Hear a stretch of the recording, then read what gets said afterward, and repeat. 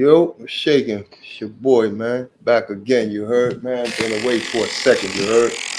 But you know what I mean? As customary, you know what I mean? Want to send my salutes, man, to the brothers and sisters that I left behind, man. You know what I mean? I want to give all my praise and my glory to the Most High, man, who allowed this moment to be, you know what I'm saying, what it is for me, man, and that's to be home and to be free, man. Hey, yo, Nick, what's good, boy? Yo, everything is good, son. I'm gonna be honest with you, man. How Ice Cube said, yo, it was a good day. You know what I'm saying? Out Yeah. here, moving and grooving, making a happy captain, putting my feet to the ground, spreading positive energy. And I always tell people this, Frankie, if you gotta deceive to receive, you're gonna get, you know what I'm saying? You're gonna get the hand of God, son. So I'll be out here really giving it to people straight up and down like 6 o'clock. That vertical talk. So I had a great week, son. You know what I'm saying? And so many words. That's what's up, man. You know what I mean? I ain't gonna hold you, man.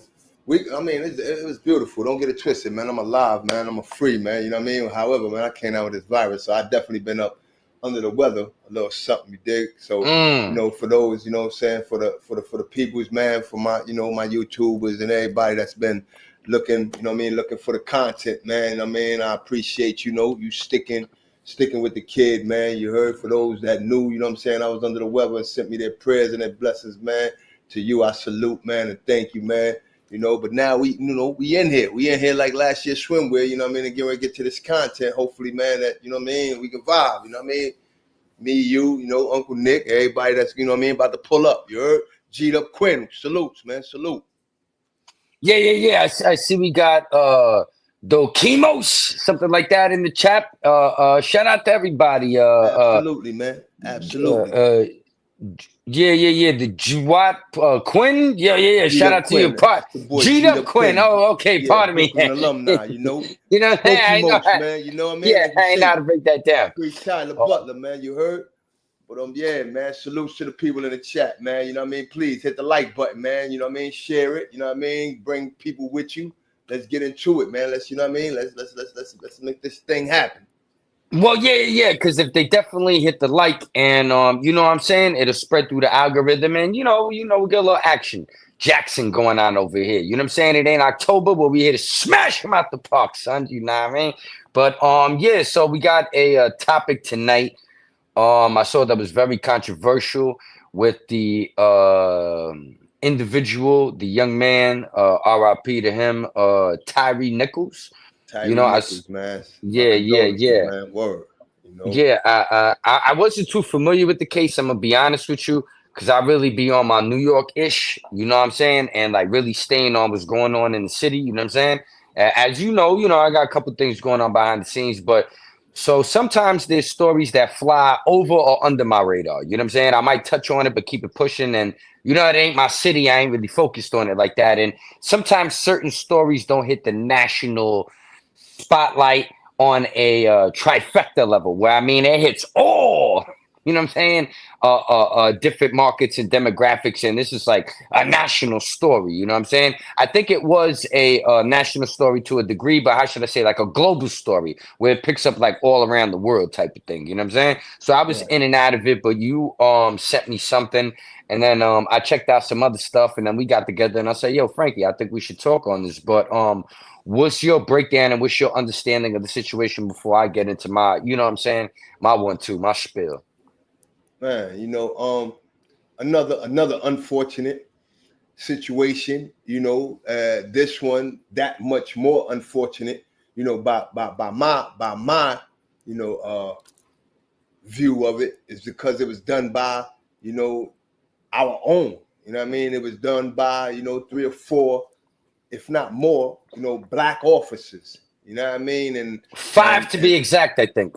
yeah, well, you know, you did a little bit more in depth. You know what I mean? I was kind of like just like pissed off from the onset of it, because it's like, you know, you not to say that we look, or it's a little bit more accepted, knowing that that's just the mindset of a lot of these, you know, Caucasian officers. Not all, but a lot of them, you know.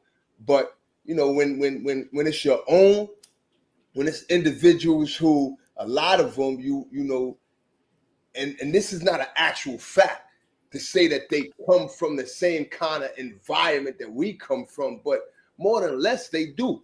You dig? And to see them, you know what I'm saying, get into this police, you know, this police uniform and start to have this mindset that, you know, they're untouchable and that they can just do whatever they want to do and basically start to live the same kind of way as some of their counterparts, being, you know, the white police officers is even more effed up, because, you know, it's like, dang, you know, like you don't know that we got enough problems, you know what I mean? Like, you ain't come up in the same situation, or you didn't see it, or your grandmother or your great grandmother, you know what I'm saying, you didn't hear the stories of them going through slavery, or your great grandfather going through slavery and what they went through to get to a point in life now to be what's supposed to be a protector and become, you know, a devil, become a brutalizer, you know, become a bully, and so forth and so on, man. So yeah, man. Yo, that's interesting that you say that, because you brought up slavery, you brought up the devil, you brought up community. And I remember I used to be running up in downtown all day doing stuff, right? And I used to always link with this Dre, because that was my guy and that's who I was dealing with at the time. And I remember I was moving so fast, all the dreads out front start getting mad at me. They like, white boy coming up there, y'all, why, because they out there trying to get their little hustle on. But I'm, you know what I mean? Because I'm downtown, I'm moving and flowing, I'm getting popping. And we almost got into something one time, and outside, you know, Duke started acting up or whatever. So I go inside to do what I do, and you know, I tell him about it. He went outside, he straightened everything out, but he was like, "Yo, Nick, you got to watch out for the black devils." I said, Facts. "What?" I said, "I thought the devil was white."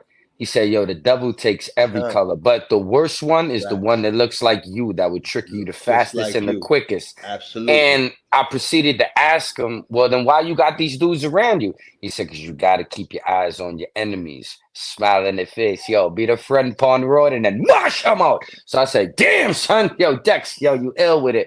But it's interesting that you said that, but then that reflects also on the West Indian way of looking at stuff too, because, you know, through the Caribbeans and through different ethnicities and different stuff, you know what I mean? There's a lot of liberation down there where people fight back. They aren't slaves. They don't take certain stuff. They conduct themselves a certain way. And they got the English style more than the Yankee style. So the English style is like a little more proper, more, I don't want to deviate too far, but it's interesting what you were saying based on what you just made me kind of conjure in my thoughts, and how Sun Uptown was looking at things, and you know how other things break down as well. You know what I'm saying? What you think about that, Frankie? Talk to me, Sean. Actually, why don't we get into this clip real quick, and then let's come on back. Yo, Nikki, baby, what's going on, girl? Yo, Dirty Works, what it is, Sean? That's why I'd rather be judged by 12 than carried by 6. You know what I'm saying? The devil comes with a smile, and those are the Bible scriptures. You have to pay attention. Yo, facts. Yo, shout out to everybody dropping it right now. You know what I'm saying? Yeah, the chat is definitely lit. Let's get into this clip real quick and let's come on back. Hold on, give me 2 seconds. Bada bing, bada boom. Now to developing news where we're following tonight. 3 former Memphis officers have been acquitted in the deadly beating of TYRE Nichols. In 2023, 19-year-old TYRE Nichols ran away from officers during a traffic stop. When officers caught up to him, he was pulled from his vehicle, pepper sprayed, tased, and later caught by 5 officers who then beat him severely. He died 3 days later. State charges are still pending against 2 other officers. The 3 officers who were acquitted today, Tadarius Bean, Demetrius Haley, and Justice Smith, may still spend time in prison. They were convicted on some federal charges last year. I personally think any fair-minded person who watches the video would come to the conclusion that everybody there had some responsibility for TYRE Nichols' death.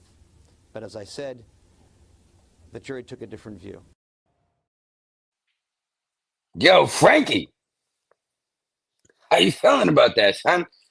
Where my boy Frankie at right now, son? You lost to the Matrix, baby? Yo, you got your mic on mute, Frankie. Yo, what's going on, Sean? Hold on. I'm here. Nah, Okay, yeah. You had your mic on mute, Sean. yeah. I was on something. Yo, listen, he's absolutely right in his analogy, man.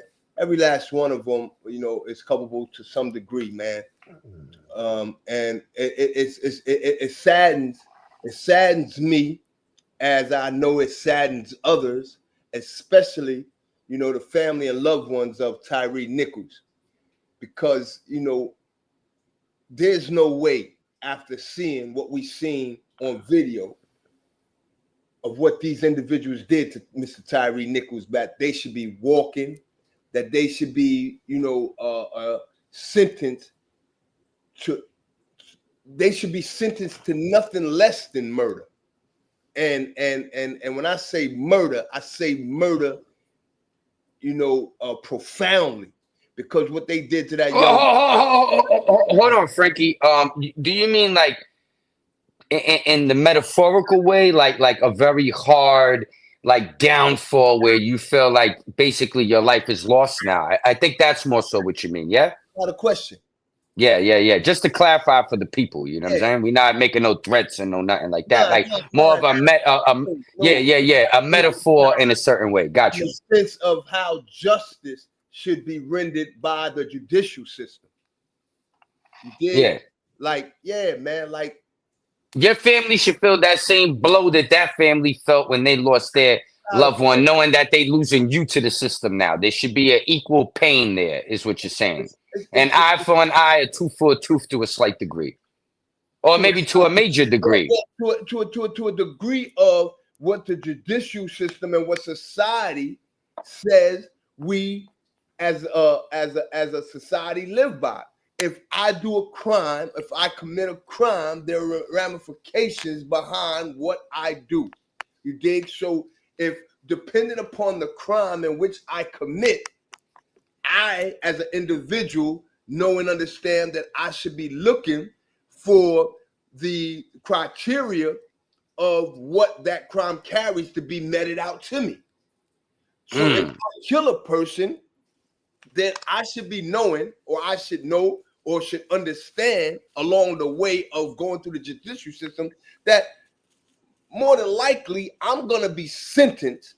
I'm going to be charged and sentenced if found guilty. You dig?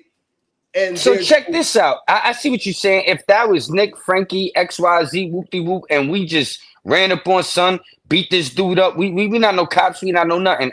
We killed son and all that. We would be going up the river right now, straight up and down, and they wouldn't give 2 F's about us. You know what I'm saying? They'll give us 3 life sentences and go play golf like 3 hours later, literally. You know what I'm saying? Without a care in the world, have a scotch and a cigar and be like, Frankie and Nicky, hey, whatever, forget about them. But anyhow, it is crazy in a way because now that's one perspective and reality of like the whole situation in totality. But then I also hear people that they say, yo, it's a lot of the white cops that they always get off. The white cop always get off because this is like this and America's racist and ba ba ba ba ba. So like as a juxtaposition, like, it's a little different right now where it's in all like, because it's not, I could see like if there was maybe one Caucasian in there, you know what I'm saying? As the brothers uptown like to say, the cockazoid, you know what I mean? Maybe wilding out, shout out to y'all. But, they keep it serious though, a little comedy here and there. But if there was one guy mixed in that was a Caucasian or of the European persuasion, I could see maybe something slipping and sliding and people jumping on it saying, hey, this is this is that. But, this is basically a crew that looks just like you and they did what they did and they were found not guilty. So can you still really say at this point now that the system is rigged or racist or XYZ?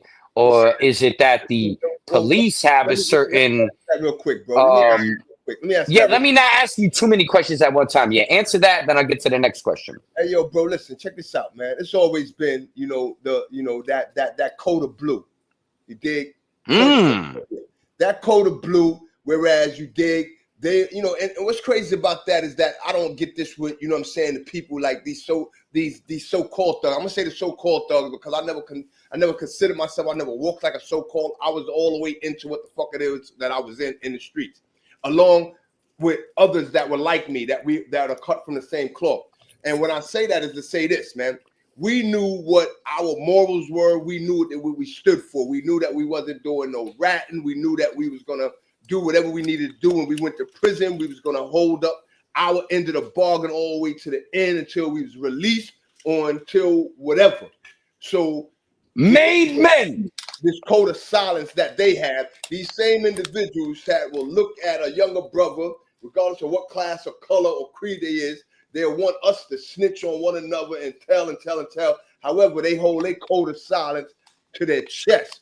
You dig? Where, you know, to a point whereas they walk this line that says that, guess what? They do no wrong. And this is the image that they have perpetuated throughout time. You understand? So Frankie, let me ask you something. Oh, my bad. Go ahead. Finish your thought. You said earlier about, you know, usually saying no. In my life, I've seen Caucasians and black officers, regardless of their color, they all walk. For the most part, the last person that I've seen that happened to get what they deserved up to this point is the boy Chauvin. You dig? Oh, okay. Yeah, you dig? So, you know, it ain't too often that we have that luxury of seeing officers who commit heinous acts against individuals of color specifically get what their hand do, regardless whether they're black or white. That doesn't matter. And I think we getting lost in the facts sometimes, not us, but I think society gets lost in the fact of whether it should be a color. No, it shouldn't be that. I don't care if a person is a black officer, a white officer, a yellow officer, a pink officer. No. What I mean, Frankie, is that there's people that, you know, I walk through the streets, you know what I'm saying? They be talking what they talking. I ask them questions. You know, I like to see what the people are thinking and kind of pick their brain a little as we get into our topic. So I talked to a few people today, people in the hood, people around town, people doing what they do. And they were like, yeah, the white cops always get off, son. But I asked them a trick question. So I'm not going to tell you that I specifically asked them about this, but I said, yo, how do you feel about police officers that murder people or get caught up in a situation where an individual dies and they want to beat in the case? Do you think the majority is white, black, Latin? Do you think the color matters, this and that? And the majority of people were like, nah, the white cops will always beat it. If it's a black cop, if it's a Latino, they going to jail. So, but I could tell people weren't abreast of what was going on. So that's kind of where that derives from. You know what I'm saying? Just speaking to the people in the streets, kind of what they thought. Hey, yo, bro. But I get it from your perspective totally, because they never been where you've been. They never been to the depths of hell, past that, and then came back. And then, you know what I'm saying? Now you back here with us. So your perspective is 360. Their perspective might be 90 degrees or this or that or 45. You know, they haven't hit the full circumference yet. But that was the rumbling and kind of the suggestion or the thought process of certain individuals that I bumped into throughout the day. And you know what? And like I say, man, I come into this, man, respecting everybody's, you know, I could respectfully beg to differ. You dig? So with that being said, I'll leave that there because everybody has their own opinion, may have their own theory of how things appear to them or how they may have seen things throughout their life. Do you think they're wrong for that, though? That observation that it seems like white cops more than black cops will get away with something. I can't say that they're wrong. I would probably say maybe they're just limited to the amount of events that may have taken place over time. So I'm not gonna just, you know. You're right, Frankie, because they're not into criminality, and that's the big thing that's very important about your show. Not that you're into criminality. I'm not saying that. I'm saying that you come from the roots of this. You went through everything, like you always talk about Shawshank Redemption, Andy Dufresne. You walked through all the shit and everything. You came out the other end, and now you're here. So like your perspective is very valuable in that frame and the way it's primed and prepped and put together, because you understand, like I said, the 360, the totality of it. So there might be some people that are emotional or feel this way, but you could talk to them and say, hey, brother, you know, it ain't all about that color. I like this conversation. Keep it going, Frankie. Absolutely. And not only that, just, you know, even sometimes, man, like mommy and grandma used to say, man, sometimes we got to step back away from the TV in order to see the whole picture. So, you know, what my theory or my analogy may be at the beginning, once me and somebody start to speaking, or maybe I see something or read something, I'll take a moment or maybe an hour or half an hour, whatever it may take, to kind of like now reevaluate things, to see things from a broader perspective. You dig? As opposed to just, you know, going with my first initiative or my first, you know what I'm saying, mindset.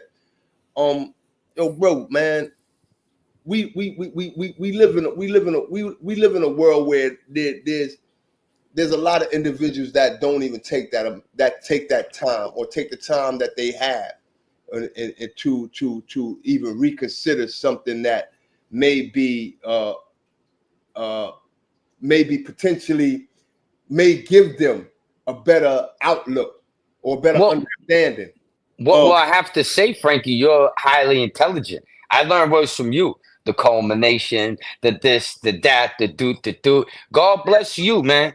And for having the intelligence in your mother and everybody in your life, you know, the big boos of this one and that one, to always sharp as steel and keep you going, because a lot of these people out here, they lack the mental fortitude. They really, like, I don't want to call people dumb.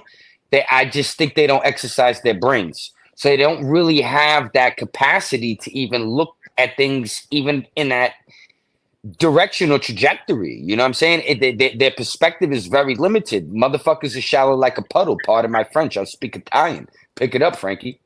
Nah, you know what I mean? You absolutely right, man, to some extent, man. You dig? Are you locked in? Salute, man. Chip, man. Man, salute, little bro. How you feeling, King?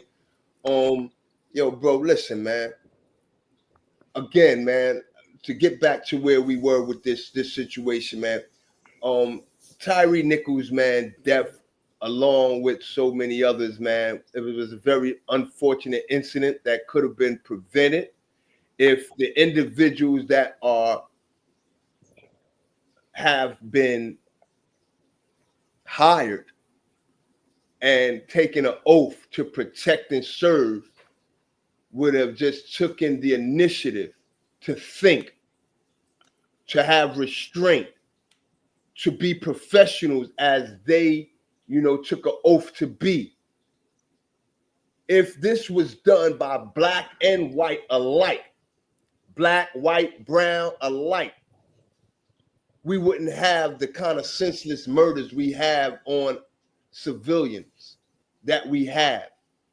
Hold on, Frankie. What do you mean by that exactly? Meaning, these people are brought into an organization. That word organization, meaning it's supposed to be organized, meaning that their professionalism, that their training. I've seen over the years, man, an officer, just to deviate a little, that can shoot a person 10 or 15 times.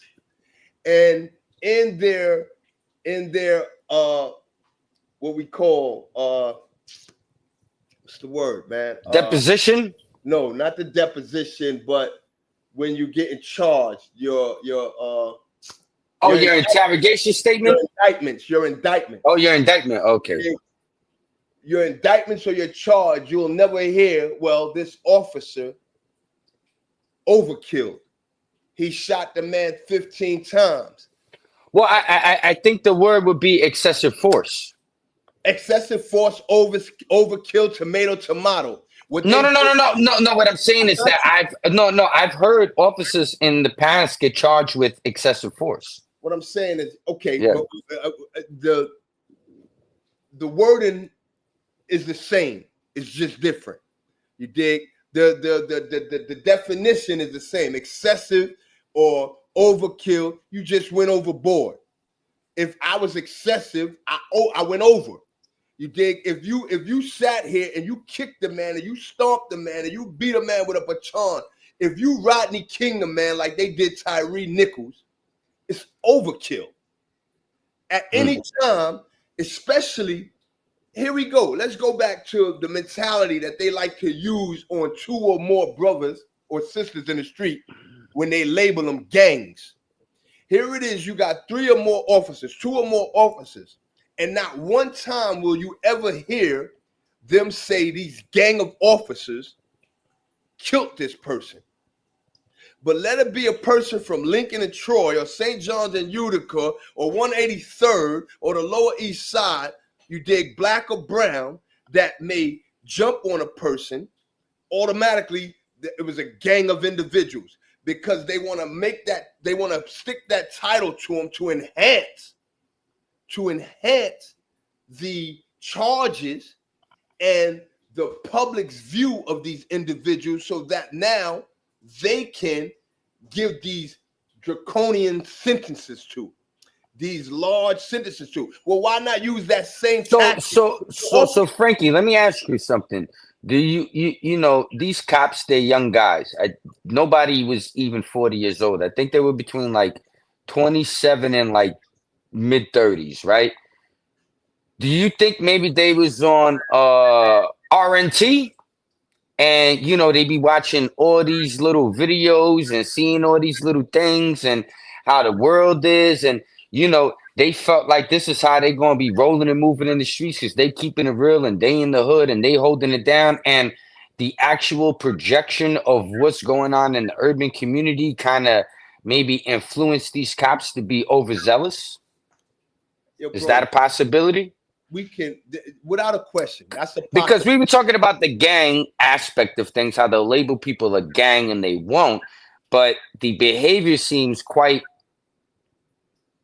striking in the same sense of being parallel. So what's the difference between what they did or what somebody would do on the corner of Lincoln and Troy if you were fucking around back in the day? No, hold on, hear me out, Frankie. The difference between maybe back then and now, between those type of cops that look like us and those type of cops right now, maybe it's the influence. Maybe it's kind of what they want to represent. Maybe they want to be down with the streets and this is their way of, you know, kind of kicking some ass and doing what they do, and they took it too far. Do you think that that could be some type of psychological component within the way these brothers behaved towards another individual that looks just like them? You know what I'm saying? Because you see it all the time in the hood. You know what I'm saying? I done seen dudes before to be like, yo, that's a white boy, man. And they kind of get shook as shit. You know what I'm saying? Because they think they're a cop or you're going to call the cops. Or, you know, not that they scared of him physically. Like, yo, you know what I mean? But then if it's somebody else that looks just like you, they'll bomb on a motherfucker in 3 seconds. You know what I'm saying? So it's like, you know, those parameters. Do you think that that might play a certain significant role in all this psychologically? Without a question, to some degree. But here's the defining point for me. The defining point for me is this. They were officers. You were trained. You were given an oath. You were under umbrella, for lack of better words, of protecting and serving the individuals that you are policing.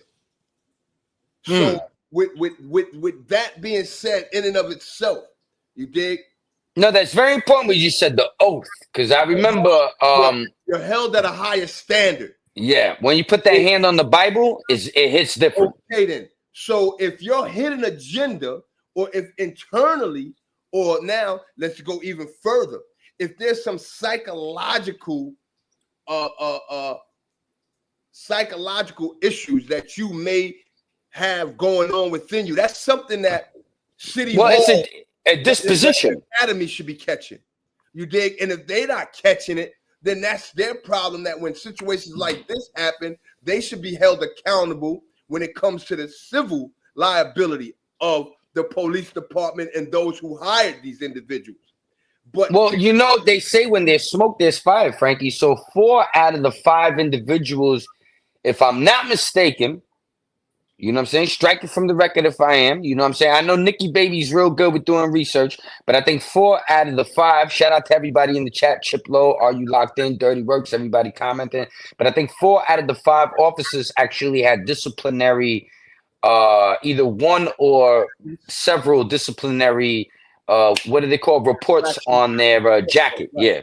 yeah, So it's kind of like, yo, once you get a disciplinary check, you should kind of be put on some interim kind of probationary restriction. You know what I'm saying? And maybe some psychological evaluation to see really where that derives from. You know what I mean? individuals in the street, such as myself, we get one and done. You dig? So along the lines, once you start creating, once you commit certain kind of charges, you know, they're not giving they're giving you a long sentence to think about those charges that you committed. You did before you get out. New York Nikki, man, you hear what she say? She said they took an oath to police and protect. They aren't exempt to prosecution if in violation. Absolutely correct. Nor should they. Nor should they be exempt. Nor should they be exempt of sentences in which their crime merit. They shouldn't have the opportunity, and this is what get me, because you know we were speaking, and I said, "Yo, listen, I'm about to hit you with a snake eyes right now, Frankie. Go ahead." Yeah, I kind of wonder where these juries come from, and like in this case, hold on, Frankie. Before we get into that, hold on, Frankie. I just want to go, and then I'm gonna let you go into this. Like with this case right here, I don't understand why they had to leave from the jurisdiction that they were in order to go to Chattanooga to get a pool of jurors. See, certain things to me, man, just like, I'm not a conspiracy theorist, but along sometimes I got to think and say, yo, listen, are they certain pools that they have because for officers where they got these special, maybe they're retired cops. Maybe they're, you know, police sympathizers that they already have picked somewhere in the cut. So whenever something happened with an officer, they already got their special pool that they go knowing that, guess what? These jurors, when we pick them, regardless of how and which one, the defense gets 6 and we get 6, or they get 12 and we get 12, meaning the DA and the defense. Guess what? It's still out of a pool of police sympathizers who are in the end gonna find the officers, be it black, brown, or white, depending upon, and it's only been a few cases, because even the horrendous beating of Rodney King, they walked. You dig? All right, so I'm gonna answer that for you right now, Frankie, but I want to ask you this real quick before I forget this thought, because you know I'll be freestyling, my brain goes crazy. So now, if these 3 brothers happen to be connected on the other side of things, and they ran down on the op, went left, and these dudes just beat a body, would they be celebrated? Could they make a rap song? Could they do some videos? Could they throw up their shit against the ops, go viral online, and possibly become the next biggest influencer on the planet? Or because they're cops and they're black cops, it makes a big difference? What do you think about that? Because if they were just regular dudes in the hood, that 3 dudes, 5 dudes, they got into it and a jury found them not guilty and they beat a body, would their hood be championing and celebrating them and not really caring about that person's son? Because I've seen this many times in my life. Without a question. And you got to understand it. You've seen it. So why does it hit different now? Because they are police and dudes from the street are dudes from the street. So there's that view of the individuals that are. But you said something earlier, Frankie. You said people take an oath. And I know this from I'm not going to get into all this. I think you understand what I'm saying. When people get into certain things, there's rules, there's parameters. I know a guy from the HA, the motorcycle guys, and he said, Nick, don't ever get a tattoo. Don't ever do this. Don't ever do that. There was a big story. We'll get into it later. I think I might have told you this before. But he said, Nick, This world has more rules than the cops, more rules than your fucking mother, more rules than college, more rules than corporate America. You can't take a shit if I don't let you get a pass. You understand? And so it's interesting to me that the criminality side looks at it that way, but I think there are more rules in criminality than there are in policing and civility. So it's like that's the point I'm trying to get to right now.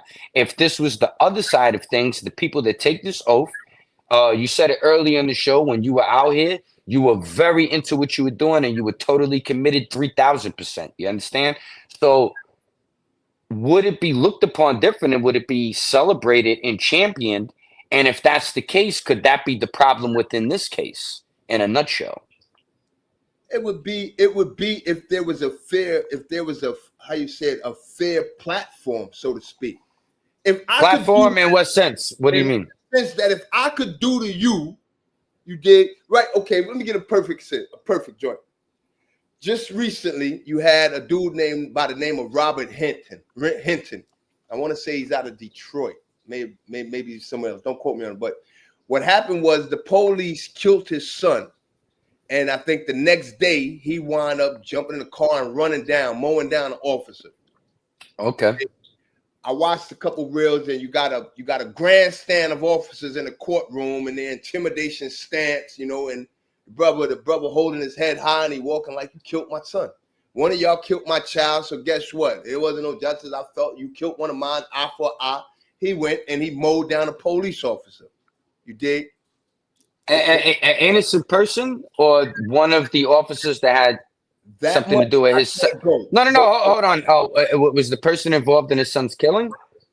That much I can't say for sure. What I do know is his mindset, from what I did gather, is that you were police and you were from the area. And my thing is this, bro. And you know what's crazy? I had a conversation with somebody the other day, right? And they were talking something to me and this and that and boop-de-boop about slavery and white people and reparations and all this stuff. And it was a cool little conversation, but I fucked their head up for a second because I said, do you remember when the white people helped the Underground Railroad and slaves escape up north and this and that and boop, boop, boop, boop, boop, and bop, bop, bop, bop, bop. And they were like, yo, Nick, what are you talking about? And I was like, yo, there's a juxtaposition to certain things sometimes when you look at things from a certain angle, but then when we're all, like you just said, on the same playing field and there's no race, there's no this involved, there's just what's right and what's wrong, does that hit different than keeping it real on the analogy I was going off of with if this is just on some street politics, would this be championed and celebrated? Or is this just us forgetting history, placing everybody in a certain box and not wanting to accept the good with this and the bad with that? If the street politics, as I said, is on an even kill, when I was in prison, you had certain officers. You had officers who just running around. They thought they was tough, whatever case it be. Then you had officers that were tough. You dig? And these officers, we had a firm, profound respect for because they had no issue taking off their badge, taking off their walkie-talkie, and saying, yo, let's get it. And whoever win, they win. You whip my ass in that room, I'm going to come out. I'm not going to tell my officers. It ain't going to be no repercussions after that. If I win, it is what it is. You dig? Yeah, we could respect that because it's coming from a place where you ain't just walking around and acting with 4 or 5 different officers running up in individual cells, or when a person come off a visit or whatever the case may be, you just doing little callous, malicious, or heinous acts because you can do it like they did to that boy upstate New York and putting feet on him and so forth and so on until you Hold on, Frankie. I want to hit you with something. Nikki Baby just came through. She said, did his son have a firearm with? I think she's kind of suggesting a extended clip and a spare to match what was already loaded. No, the officer that was unalive wasn't involved. So yeah, I can't really grasp my mind around that. Was that a white officer that was killed or a black officer? Do we know? I'm not sure of his ethnicity. What I am is this, bro. It's a sad thing. Don't get it twisted. No, no, However, no. It's wrong, Frankie. It's wrong. Just the same way that those cops killed the young man. but It's yo, bro, wrong that he did that. Because now Nikki Baby's reporting. What do you think's gonna happen if you have a firearm with two extendos and maybe you're wilding out? When you dealing with street element and a person is like, yo, you just killed mine. That's like a person doing something to my family member. And because back in the day, I didn't care to get you. I get your man. If I couldn't get you, I got the person that was next to you. And I didn't give a flip. You know why? Because at the end of the day, I want that person to feel, or the people around him to know I wasn't playing with you. You dig so? Yeah, but what position does that put you in life when now you're throwing your life away to prove a point that nobody's gonna really remember 5 or 10 years from now? You gotta understand, bro. That's the point that people, when some people are not taking that into consideration, they're taking in the fact that guess what? It happened to minds. And guess what? Y'all have gotten away with it too many times. I'm not going to be one of these individuals that continue to talk. Well, no, that's why I brought up the white people helping people get free during the Underground Railroad, the North Star, Sojourner Truth, Harriet Tubman, all these people. White people were there helping. So that's when I hear people say the white people do this and the white people do that, or you deserve this or you deserve that. I really, like, honestly, from my heart, I always want to know, like, where does this derive from? Because I think that's why there's certain things going on within the community, because there's all these race relations going on, and then people aren't connecting with what they're supposed to be connecting to, but the things they are connecting to are like extremely negative, whether they are the police or they are the enforcers in the streets or vice versa. I believe that people are connecting, and when they connected, the results that they receive is that, guess what? Ain't nothing happened. My people just got murdered. My people just got killed, so forth and so on, by the hands of individuals, sworn individuals, people of a stature in our community that is supposed to be protecting us, and don't nothing happen.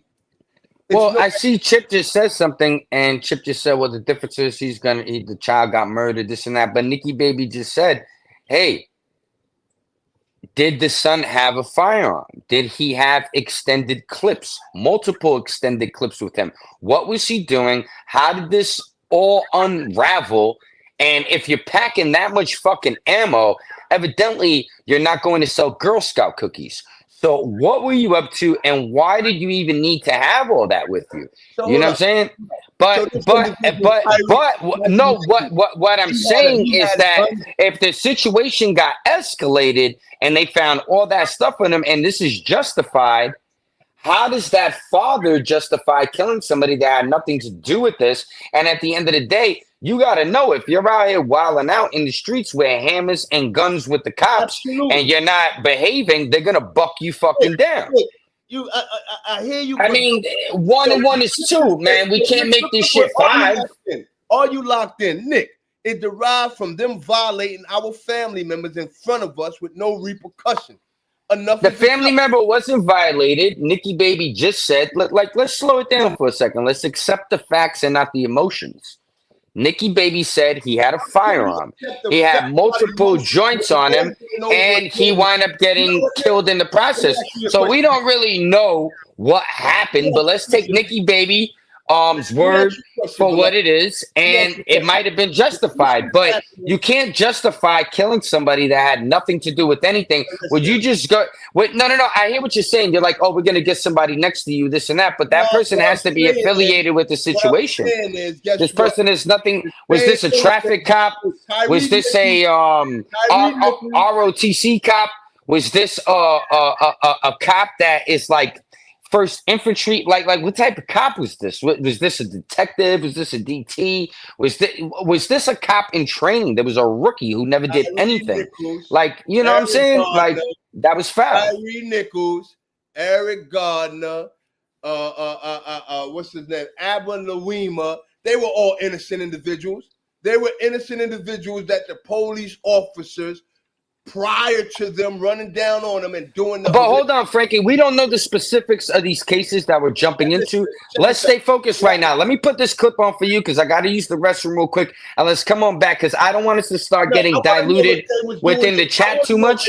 I want us to stick to the script because we have the facts about this. We don't have the facts about this other case. Here go a fact for you real quick. If this was happening to the degree that it's happening in the brown community, what would be the outcry? I don't know. What's happening to Hispanics and Italians at this very moment to the degree and the capacity. Italians invented drive-bys. Listen, I'm asking right now. They just went along with life. Nick, you're trying to deviate. Stop. No. Italians invented drive-bys, suicide doors. They would throw bodies out. The Italian community was terrorized, but they dealt with it. Police killing them. It was what it was. Police killing them by gangs. Italians were getting hanged in the South. Big Dice was talking about that, or somebody else was talking about that on the other show because they were talking about Italians and the fact we were the people that came over. We got hanged from the trees too. So there's no differentiation between all of that. Louisiana had to pull out an apology for the Italians. To a degree that the black man was done by. So we can't even. If one person was hanged or hung, it's too many out of being racist. That's a scapegoat. But hold on, Frankie. Let me throw this clip on. I gotta use the bathroom. I really gotta use the bathroom bad, and I've been sitting here having a pee. Let me throw this clip on, and we'll get right back to it. Hold on. Because you trying to minimize things. No, I don't minimize anything. I just keep it real, and you're keeping it real too. This is minimizing. But hold on. You're saying one, and you're using this number. No, what I'm saying, it's equal. If it happens to 1 or 300, all those 301 people felt the same pain. That math, no, I can't agree with that. Hold on, check this clip. I'll be right back, Frankie. Well, we start tonight with breaking news. The city of Memphis releasing 43 videos and more than 20 hours of new footage of TYRE Nichols' deadly encounter with former members of the Memphis Police Department's Scorpion Unit. Thanks for joining us at 6. I'm Richard Ransom. And I'm Pepper Baker. Now, while the new footage shines a little more light on what happened 1 year ago, it also raises more questions about this monumental case. We'll get analysis from experts here in the studio with us shortly. But first, ABC 24's Stephen Pimpo breaks down what he discovered today. Stephen? Richard, Pepper, one of the main themes we continue to come up against while reviewing this footage revolves around the ex-Memphis police officers involved in TYRE Nichols' death contradicting each other on camera, especially when it comes to why they pulled him over and the degree to which Nichols allegedly resisted arrest. He started fighting with us and took off, and he got pepper sprayed and took off running. They did catch him. Yes, ma'am. Yes, ma'am. Not Tyree. This interaction between TYRE Nichols' mother, Rovon Wells, and former Memphis police officer Preston Hemphill is just some of the newly released footage from the night of her son's death after a traffic stop by the now disbanded MPD Scorpion Unit. MPD has said Nichols was initially pulled over for reckless driving. But here's what new body camera footage shows. What was the original stop for? PC, then evading well, you can't do what unit transported that stab victim in. Former officer Demetrius Haley had a different answer. Yeah, he was drove into oncoming traffic, so we tried to. I'm talking about he lived. Yes, all this traffic. I'm talking, so we tried to get him stopped. This is one of the calls into dispatch from officers pursuing Nichols. Okay, you have any charges on him? There's no answer. Haley also claims Nichols tried to attack him and tried to grab another officer's gun. Took a swing, grabbed Martin, tried to grab Martin's gun. He had a whole grip on him. I'm talking about he grabbed him still like this. But this is how Officer Hemphill described his interaction with Nichols. Dude was very polite while resisting. I'll give him credit. What was he saying? We were telling him, get on the ground. Okay, officers, I'm getting on the ground. Okay, officers, whatever you say, and not doing. He was politely resisting. But it still cost Nichols his life. Now, the only reason this latest TYRE Nichols related video. Hey, you there, Frankie? I'm definitely here. And I was just contemplating on, the key, why was he stopped? And why he was stopped again doesn't It It was an overzealous gang unit, just like when I would be in Brooklyn on Green Avenue or coming up Atlantic or doing whatever. I might be on a bike and I jump on the sidewalk and I just go to the bodega to get like 3 Phillies. You know what I'm saying? Go back to the block. Boom! The minute you do one little thing, you can't ride your bike on the sidewalk. That's a crime. So now I got 5 dudes jumping on my back. Simple and plain. No, Frankie, you gotta let me finish what I'm saying. So you have the well, no, I thought I had an open avenue. I thought you were asking me a question. Because I'm saying to you, should that be a reason for you to die? Well, you asked me a question. Now asking me another question, and I was just telling you something. I said what I think there's overzealous gang units that for any little thing they will pull you over. And this dude, he was 6. I'm asking you, is that a reason for you to die? Come on, Frankie. What do you think I'm gonna say? You think I'm gonna sit up here and tell you that yeah, he deserves to die? You really think that's what I'm gonna say? But you're not letting me finish my statement. I said, do you have overzealous gang units that for the slightest infraction will pull you over and jump on you? And I've been twisted up. I've been beat up. I've gone to the hospital dealing with DTs, but I didn't have to die. But I'm going to get into something else right now if you let me finish. Tyre Nichols suffered from Crohn's disease. I don't know if you're familiar with that. Now, Crohn's disease is you get a lot of fatigue, and he was 6'3", but he was 145 pounds. So he wasn't in the best shape. I don't think he caused a fight. I don't think he put up some type of like extra type of grabbing guns and doing all these different things at the end of the day, because he suffered from certain stuff and they suffer from extreme fatigue. And when you go into remission, you don't have the energy to do all that. None of that mattered. It does when it comes to documentation beating conversation.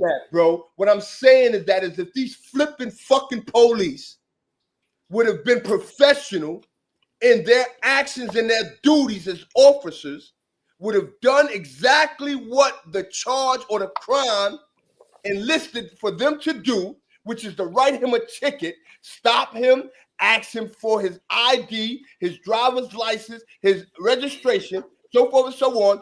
And that right there would have, guess what, got him a ticket and sent on his way. Do we live in a perfect world, Frankie? Why you pull him out of the car? Do we live in a perfect world? Listen, bro, we can all answer. Everybody that's on this, that's I'm not advocating what the cops did. I'm just asking you, do bad things happen all of a sudden? No. I think you're very accelerated. I think you're very excited, and I think that your personality is like overwhelming what's really going on right now, in a sense where you're just like getting very angry because of the situation. I'm asking you questions. I'm posing different thoughts. If you go back and look into this whole show, I'm just asking you what's the real. Well, I talk to the people in the streets about what's going on the internet, what other people are saying, what's going on with this, but you have your perspective, how you feel. I'm concerned about the 3 or 4 officers who whipped this man's ass. That's so. Do you know that they're facing federal charges still? Listen, right then, listen. What I do know is that they walked off a state. They should have been getting state and federal. That's what they should have been. If it would have been me, I would have got state and federal. Well, you were talking about something earlier, Frankie, right? About how they pick the jury pools. Now, bro, that's our problem with America. You dig? That's the problem with America. That's why this country is twisted, because we try to find these little crack holes in order to make some kind of weavering tactic that individuals like these individuals who are supposed to protect and serve individuals like us, regardless whether I'm a felon, regardless whether you're a felon, if you did your time, you came home, but more so if you're a person who doesn't have a felony, never been in trouble, you dig, or been in minute trouble, and then for the simple fact, because of these overzealous officers, as you said, carrying on like they're the gang members, carrying on like the same people that they say that they are trying to get rid of the street or get out of the street or deter from continuing to be gang members or so forth and so on. Yet you're going beyond what a lot of gang members is doing, because you may have some gang members that may actually kill people or have killed people. But guess what? That same thing is applying, but you're not getting what these gang members are getting for killing people, especially when you're killing people at a rate just as high or in a way that's just as malicious or callous as you just did with TYRE Nichols and with so many others over the last 5 years. Let's not even call decades.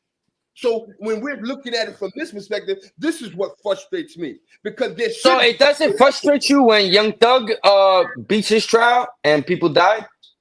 My thing is this. Yes, it frustrates. However, again, does it frustrate you to this magnitude, though? Listen, without a question. Why? Because of the place that I am now. But we've never done a story on Young Thug and his trial. Young Thug is not a police officer. Young Thug didn't get held to a standard of taking an oath. No, I'm asking you, why do people from the street get a pass and get celebrated when they murder black people, and the energy's not the same?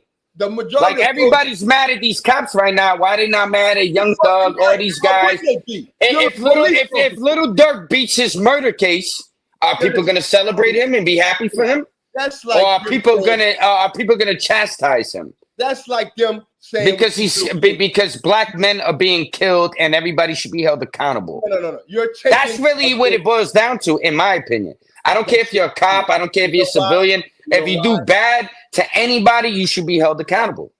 You know the thing a few years ago you did, whether it was the Chinese or whatever, when it was different nationalities and things were happening, whether it was Jews, Chinese, whatever the case may be, and there were culprits that was committing crimes against them.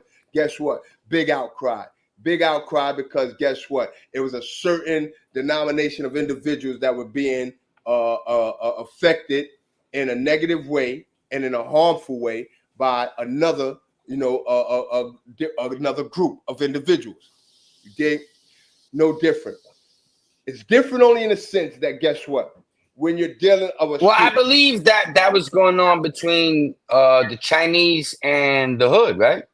Exactly. And it didn't just happen with the Chinese. It happened with Jews at one point. It happened with Jews against black. It happened. My thing is this. Guess what? There's a difference when you have elected officials or you have officials that have sworn to a duty of professionalism to protect and serve. This is why I asked you earlier. Yes, I get this part. But at the end of the day, this is not a perfect world. Frankie, more people die from car crashes every day than die from police brutality. Are we going to stop driving because people crash cars? Yo, bro, one thing is basically, you know what I'm saying? One thing can be construed as unintentional when you're saying people die of car crashes. You just said a guy drove a car into a cop and killed him. Are we gonna stop driving cars now? Intentional. It was intentional. It was very intentional. A person. But are we gonna stop driving cars because people make bad decisions in life? Nick, you got your way of looking at things, bro, and sometimes I feel that your way of looking at it. I guess that's that. You know what? That's your way. That's your analogy. Cool. Make America great again, Nick. Come on, Frank. You don't hit me like that. But the MAGA movement is black, white, brown, purple, green, everybody, gay people. The MAGA is not like on some whatever. It's make America great again. You know who makes more money? You know who makes more money? You know who makes more money than white people? Asian people. You know who makes more money than a lot of people? Certain people that focus on education, that focus on certain things, and that have certain stuff together. So these are the things that I talk about when we talked in the last podcast, where the community, parenting, understanding, structure, education, actually being able to do mathematics, being able to have conflict resolution, be able to have dialogue, be able to understand what your next move before you crash out completely over something emotionally. You know what I'm saying? These are the things that are lacking, and I think this is why we continuously And there's a have lot of these reasons particular these problems. things are lacking. There's a lot of reasons that these things are lacking in certain demographics. You dig? Starting with the schooling system, that's unfair to those of color. Starting with the disparities and the so many other. I went to community college, Frankie. I killed it. I graduated with a 3.6 GPA after I got out of jail. I got remanded, all that. I saw a DOC on the wall. I said, yo, son, you got Department of Corrections, you got Department of Health, you got Department of Education, you got Department of everything, right, Frankie? I said, yo, son, let me jump into this arena. It was mad hood people up in there. They wasn't taking it serious. They were young. They were doing what they was doing. I used to try to school them, tell them, yo, you don't got too much time to play around because by 30, by 40, you can have it already. They wasn't hearing me because I ain't their parents. Their parents ain't telling them that, this is that. But I was already after the fact knowing that I can't keep doing this lifestyle anymore, so I got to get my life together. So are you going to make excuses or are you just going to do it? Because I did it, and that's not bragging and boasting. That's somebody that I didn't want to do it, Frankie. I didn't want to show up every day and be there 3.5 hours in a fucking class with stupid professors and people I don't agree with and motherfuckers that didn't even do their homework. You know what I'm saying? Like, what am I doing here? But it was for the discipline. It was for the duty. It was for the universe. It was to show me, to show people that I can uplift myself within a way that the work ethic can be recognized through credentials and through striving for intelligence and academia. And once you could do that, you could take that to the streets. Now, once you could take it to the streets, you could take it to the courtroom. You could take it to the boardroom. You could take it everywhere. We gotta aspire and dream bigger, Frankie. You're talking, but you ain't listening. You didn't wake up every morning like you still had. I've heard from you with your background and which you come from. So a lot of these individuals, guess what? You were strong enough to do that, even after going to prison, even though you didn't have to be in certain situations that you were in. You chose to, and then you bounced back. But with a lot of these individuals, they don't have that. They didn't have what you had. They didn't have in certain aspects. I didn't have nothing, Frankie. I didn't have no moms. I didn't have no pops. I didn't have really good friends. I had a dog, nigga. You know what I'm saying? One good shorty that was giving me good advice. It was all sheer determination because I just knew that my mother died. And I knew that I thought all this stuff I was going to do, I could buy my mother a house one day. I could turn the tide and be like, yo, I'm the boss. All that stopped when she died. Negative. Game over. What you going to do now, player? You got to get a new fucking game plan. What's your game plan going to be? You just going to be out here? So I really had to buckle down and sacrifice. It wasn't easy. I used to see all my homeboys and shit in the morning. Dudes be selling dope. But by 6 a.m., niggas made $15,000, $20,000, $25,000. I'm over here going to work, freezing, Frankie, riding a bike. You know what I'm saying? But it's the shit you got to do to get where you got to go, or you're going to have to make excuses for not doing it. What we're talking about right now has nothing to do with what my mind is set on, and that's how these police got off of a situation. Oh, no, I get that. We deviated a little, yeah. Because you're going on and on and on about something that has no relevance to what it is. No, but it has relevance to the next young man that wants to be a cop, the next young man that doesn't want to be in the streets, the next young man that's going to get pulled over, and the next young man that's striving to figure out where he has to go in life, or the young lady, or whoever it may be. It may be an elder person or whatever, and they going through something and they trying to figure out how they can relate. They might have to go to college to get their kid to go to college. You know what I'm saying? It hits on all different levels. So this is for everybody from the academia perspective. And that's why I wanted to offer in the sense of this situation, if that makes sense in totality. But pick it up, Frankie. Go ahead. No, yeah, that made sense. In that aspect, it made sense. You know, me, I'm just like, you know, when it comes to things now, it's like accountability, man. Accountability. And I believe one of the greatest things now that we're seeing, or we've always seen, being, you know, I know me being, you know, a black man in this country, is that, you know, those that are in these positions, you know, they're not held accountable. You dig? And then you have others that want to try to justify how or why or the reason. And my thing is like, yo, hold up, let's just keep it simple. Well, it's not really. I'm not justifying anything. I'm just posing questions. I'm the juxtaposition today. This is Skip and Shannon, like back in the day. They off the air now, but you know, Skip used to have his little opinion. Shannon have his little opinion. They come together. It might be a difference of two worlds. They blend together. Woo. And you know, you're coming from your perspective. I'm coming from my perspective, but we both coming from the heart, from a clean place. That's what I had to say. Yeah, me personally, man, I just feel like it's just too much, you know, of them getting away with things. I don't, you know, after all this time that it has been done, you know what I mean? Like, it's like, wow, when is enough? When do? So let me ask you about this, Frankie. A lot of people that murdered cops, the guys that murdered the cop in Queens, the guy that did this, the guy that did that, they're all getting released from the parole boards now. They did a whole lot of time. So why aren't they holding them and never letting them out? Why are they letting them out? Listen, I don't even want to go that far. I want to go to the point of, why aren't these police doing the same amount of time as the guys who killed police? Well, you just talked about the guy Chauvin. That's one out of many. Well, these guys are facing federal charges, and the one guy copped out. He's snitching on them. He copped out to. He's trying to get a plea deal of 15 years. I think he might be the youngest guy. So they're all looking at about 15 to 20 years off the rip if they get convicted of these charges. After this joint, what we should do is, for the last 5 years, we should go back in the archives and do some homework and see how many police officers have killed from the not Trayvon Martin, that wasn't a cop. But let's go back and find out over the last 5 years. I think you're talking about Mike Brown. I think that's what you're talking about, Mike Brown and all that. Officers have killed people of color, you dig, and got away with it. And what are we going to cross-reference that with? Are we going to cross-reference it with the murders in the hood or the murders of cops? Let's do the murders of cops. That'll be an equal platform. Let's see how many cops have gotten killed as opposed to how many individuals have gotten killed by cops.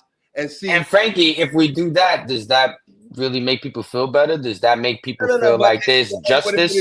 Or are we just like what are we doing by that? The rate of how many of them get away than us. Well, there are not a lot of people getting away with murdering a cop, so that's mute. But I think the more sensible thing to do would be, you got to gauge it based on who's killing who. Because what are the most murder charges and where are the most murder charges at? Because that's where you're going to have to see the stats.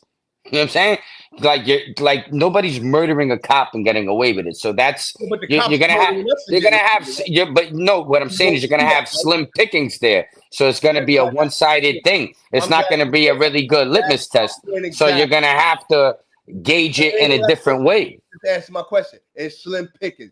You're not killing cops at the rate that cops are killing us. But they're not killing cops at the rate that cops are killing people either. It's balanced. It's not like one is over the other. And I actually think that cops, actually, let me Google this. I have my computer here.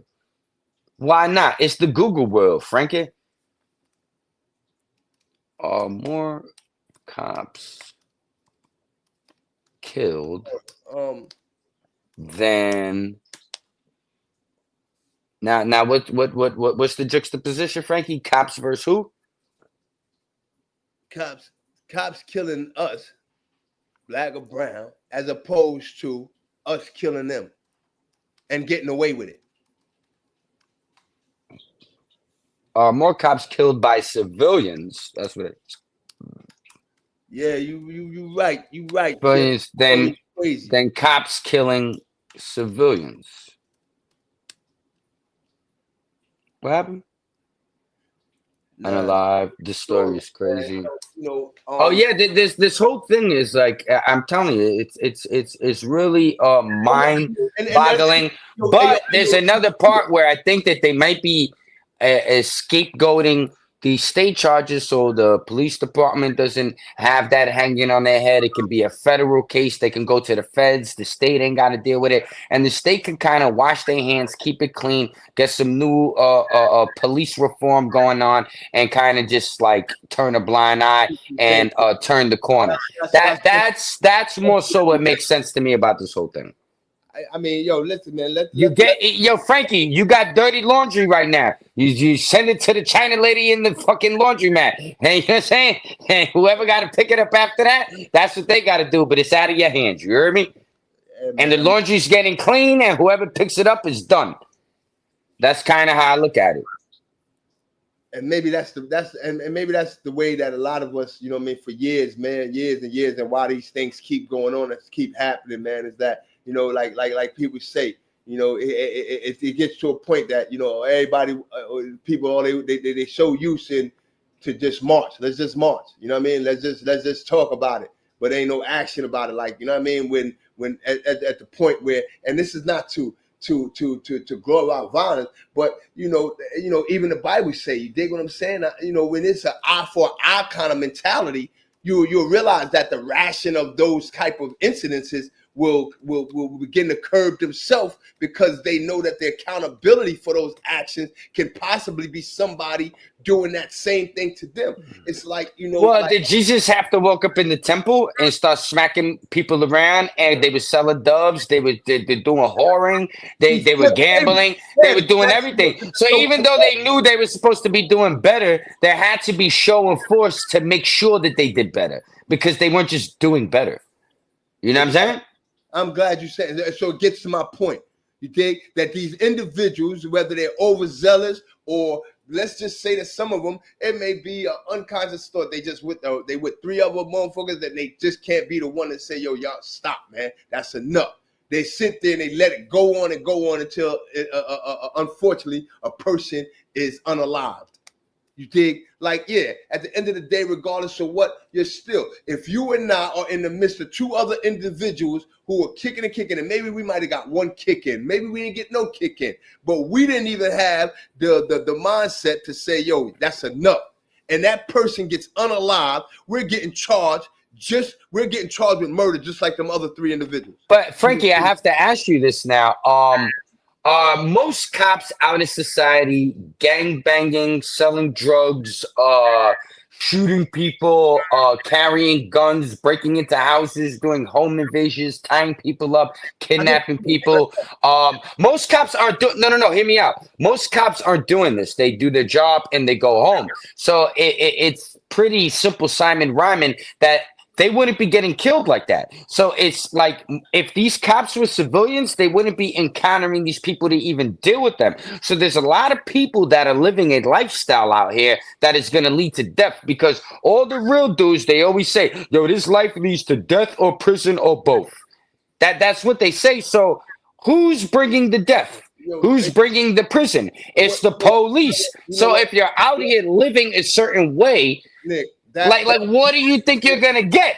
Nick. So no. What I'm saying, it's the odds, it's the statistics in life. If I holler at 10 chicks, maybe 6 are gonna give me their phone number. Nick.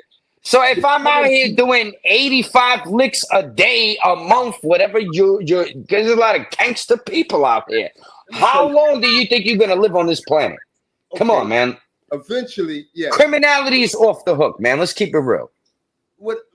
Criminality's been off the hooks. It's been off the hooks, and guess what? I told you, Italians invented drive-bys, Frankie. Why you keep cutting me, Nick? My bad. I didn't hear you. Go ahead, pick it up. No, you cut out. I got the headphones in, so sometimes you cut in and out. My bad. At the end of the day, it's this, man. Regardless of what, you can make all the excuses in the world. Criminality is what funds America. Fortune 500 companies, they're scamming, they're scandaling, they're robbing, they're pillaging. So let's stop looking at what happens in the urban city. But they're not blowing brains out in front of little girls, and they're shooting her cousin and shooting her grandmother at the park while everyone's barbecuing. And you're still cutting me off. What's wrong? My bad. Go ahead, pick it up. Now, no, your shit is breaking up. Like, I can't really hear you. Let me take these headphones out. Let me put these away. And let me do the regular audio. Pick it up. My bad. Hey, listen, bro. It's over here. I'm not about to sit here and make excuses for a country that I lived in, that I've been born in, and I know without a fact, has been corrupt. It's been corrupt since the beginning of time, since the first slave was brought off the boat. You dig? It was corrupt before then.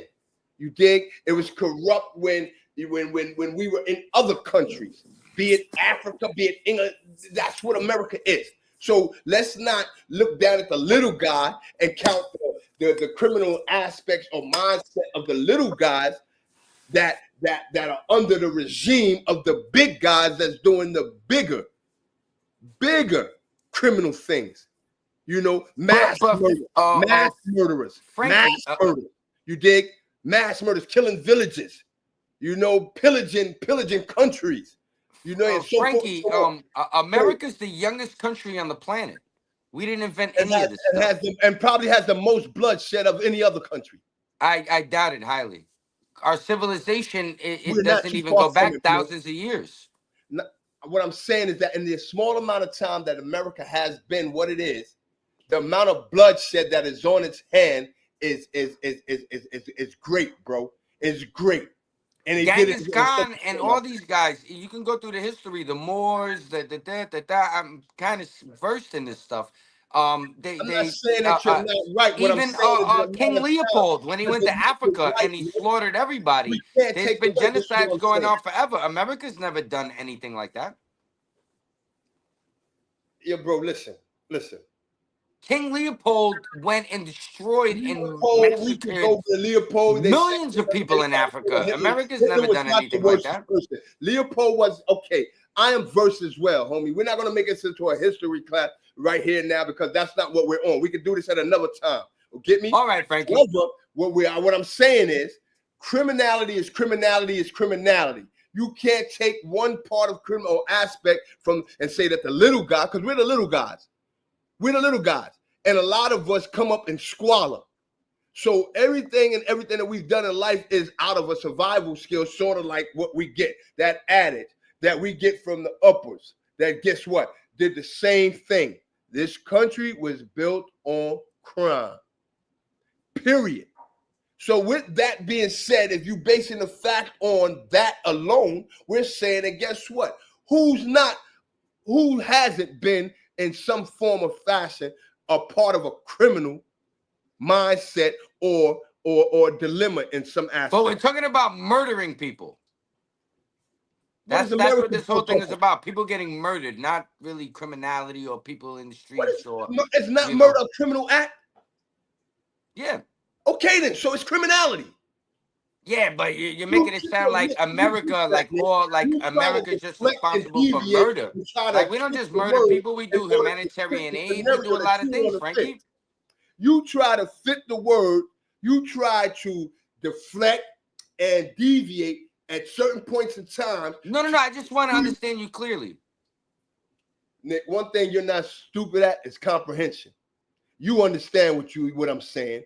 And what you try to do is try to twist it to create your own analogy or clarity or construe it. So therefore you can come back with your own analogy to try to combat what I'm saying. And that might be happening subconsciously, but I'm not doing it intentionally. Regardless of what, guess what? I'm cool with the polemics. I'm cool with it. All I'm saying is come with at least something that I can say, you know what, either you're right or you're wrong, and you can accept it the way that I'm going to accept it. Well, we just talked about King Leopold. You agreed that I was right about that. He massacred people. He was right towards the analogy that a lot of people try to say that Hitler was the worst or the most heinous or malicious. Oh, they're right there together. I don't even think they're together. I think Leopold was much worse than Hitler. Well, no, I'm saying the acts, the egregious things that they did, they're both very similar. They both deserve to be rolling in hell right now. You know what I'm saying? Okay. And trust me, they burning up, dancing on the coals. My point is this: it goes back to, again, man, the people who are hired to protect and serve us. And again, you know, over the last 5 years, man, you dig, I've seen numerous cases, man, where individuals, more being acquitted or not being charged, that have, that wear that, that wear that for lack of better words, that blue uniform, as opposed to individuals when it comes to us, maybe doing the same thing, so.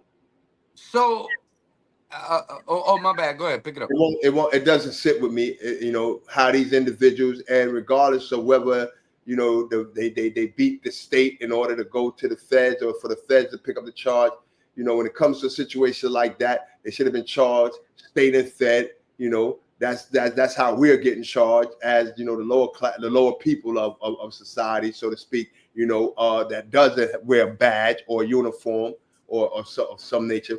So, what makes it different for them? Why aren't they held accountable to the same? Matter of fact, you should be held at a higher standard because you should know better. You should know better. You should have restraint. Your professionalism and your oath should give you that restraint, that discipline, that militance to know when enough is enough, when to know when to and how to assess a dangerous situation that you may be encountering or that may pull up on you unbeknownst to you, knowing that it's coming up to you. You should know how. Frankie, you ever went up against somebody with a whack ass leader? Of course you did. And when you knew that this motherfucker, pardon my language, when this MFer couldn't touch you, but he had a whole squad, but he was a dumb leader, you knew that that was a faulty unit. So, like anything in life, they might have had a stupid leader, a guy that was overzealous. It might have not even been necessarily in their heart, but when that leader's there making dudes crash out, everybody's crashing out together. If I'm with you and we got 2 other individuals or 3 other individuals with us, there's no way that out of 5 of us, somebody shouldn't have the conscious mindset. Oh, it'd be like 4 backs, son, relax, chill. Here we go. So understood. Yes, you got a lot of these little individuals, these young brothers and sisters that are being led by these goofies. You dig? However, like I tell a lot of my little brothers, little homies are big homies, because you got a lot of these little brothers who got more sense than some of these dudes that they're calling big homies or or elders or so forth and so on. Well, what I meant was in that police unit, Frankie. Police, regardless. What I'm saying is they had a bad leader in that Scorpion unit. Yo, homie, accountability. We can't, this is not a time where we should be making excuses for, especially. No, there's no excuse, Frankie. I'm not saying you. Oh, my bad. I'm a fall all the way back. Got you, Frankie. In general, especially people, congressmen, senators, politicians, police officers, legislators, executive, judicial. These individuals, because of their titles, should be held at a higher standard than they hold people that are under them, meaning us, their constituents, because they should know better. They have taken oaths. They are placed in these positions with training, with years of being first councilmen, and then congressmen and so forth and so on. They climb a ladder to get to being in the Senate and so forth and so on. So when it comes to police officers, these are individuals that go through academies. They go through trainings, firearm training, mental conditioning training, psychological training, so forth and so on, which we don't. No, Frankie, I have to correct you. I think in order to become a capo in the things that I know and the Italian stuff and this and that, like everything you just named is exactly what they have to do. Exactly. So my thing is, what I mean is in the streets, there's a very, very, very, as you know, regiment thing that you have to go through. So in order to get to these levels, like you just talked about, there's still that human component, Frankie. What I want to add to this is that even in the street level, when you get to that capo or lieutenant or you the main man and all that, they still go left sometimes, Frankie. I'm not saying that. Yeah, they still do. However, individuals, and this is why I say when it comes to individuals that have, like you just said, to get to a certain status, whether it is a status that I reached or I attained, and other brothers such as that are cut from the same cloth, we know better. We know how to move. We know how to comprehend. We know how to see something for what it is as opposed to what it appears to be and say, yo, pause. Okay? So now a person, we're trained in the aspect of learning it from the street as we come up seeing and going through it through trial and error. They are learned by the fact of going through these academies and these school and so forth that they have to go through for 6 months and 8 months that give them this regiment, this rigorous training. It's like going through the armed forces. You got to go through basic training first, but by the time you go through basic training, guess what? You are a learned individual before they actually deploy you to another country or so forth and so on, or take you through even more rigorous training to make you that much more in depth or in tune to what it is that you may be facing in another country. You have to be an influential tool, an asset, not a liability, basically. Period. So when you have these individuals doing things that they did to TYRE Nichols, that they did in I think it was Marcy Correctional to that young boy that the dude just recently, maybe about 4 to 6 months ago. Yeah, these are horrible instances of police brutality that happened and that took place with individuals who were trained professionals. And this is why I say, why wouldn't they be held accountable more than an individual that hasn't been through this kind of training? Well, you know, Frankie, you just struck a thought in my head, and we're just flowing from the scrolls and we talking tonight. So I've just read an article last week about a female registered nurse in the UK who was killing babies and killing people. Mm-hmm. Killing old people, killing all kind of people. She killed about like 30, 35 people. I'm familiar with that, yeah. Trained professional. Facts. She went astray. Something happened in her life. She snapped. She took this job in a certain particular direction. And I think a lot of the times... it happens. But we got 8 million people in New York, 10 million people in New York. Imagine how many crazy... Yo, Frankie, you know this just from being in all your, experiences. It's like Gulliver's Travels, Frankie's Travels. You know what I'm saying? The most regular looking people sometimes are they got the weirdest stuff going on. Leave it at that. Does that mean, but Nick, does that mean that even though something snapped, something went wrong? No. They're totally out of pocket, Frankie. Accountable. She should be held regardless of what. I'm not saying that, okay, maybe she had a psychological breakdown. Maybe I don't know. No. She's just an evil person. And these guys were evil guys. They relished in beating him. They pepper sprayed him. They dragged him out their car. Now, there we go. You see how thin he was when you dragged him out the car, because you knew when you dragged him out, he came out quick fast. You like, son ain't got no weight on him. And the first thing, and they took advantage of the situation. And not only that, it up. Yo, Frankie, you see when you talking, hear the dog in the background? Yo, she giving you the 21 gun salute right now. Yo, mama going off right now. Let me tell you another thing that they should do away with, that they use so damn much at their expense. Disposal, yeah. They always hollering, stop resisting. Stop resisting, as a way to, basically elicit the public or the people that standing around to think that you're... How can you not wriggle when a person has got his knee in their back, or they're shuffling you in their attempt to put the cuffs on you? But with that being said, or with that being done, they're yelling, stop resisting, when you're not resisting. Well, no, it's crazy, Frankie, because I was in a situation one time in the train station. I did something. I ain't gonna get into all that. I'm gonna keep it quick. And the DTs came running down the stairs. I got, physical with a cop. And yo, son, I was on the floor. My face was going this way. My legs was going that way. Dude was screaming at me from here. One dude was on top of me with his knee in my back. Dude was over here. Another dude kicked me over here. I wound up going to Harlem Hospital. It dragged me up the steps. Man, I was getting pulled in 20 different directions. And like within 30 seconds of it all, my brain just like blacked out.